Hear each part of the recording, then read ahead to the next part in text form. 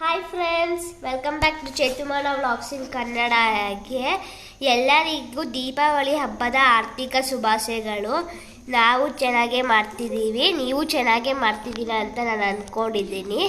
ಸರಿ ಆಯಿತು, ಬನ್ನಿ ತೋರಿಸ್ತೀನಿ. ನೋಡಿ, ದೇವರ ಮನೆಯಲ್ಲಿ ಈ ರೀತಿ ಇದು ಮಾಡಿದ್ದೀವಿ. ಏನೂ ಇಲ್ಲ, ಮಾಮೂಲಿ. ನೋಡಿ, ಸರಿ ಆಯಿತು, ಬನ್ನಿ ಈಗ ತೋರಿಸ್ತೀನಿ.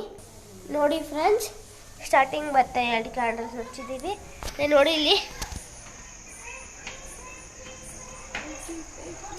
ನೋಡಿ ಇಲ್ಲಿ ಎಷ್ಟು ಚೆನ್ನಾಗಿದೆ ತಾನೇ, ನೋಡಿದ್ರಿ ಅಲ್ವಾ?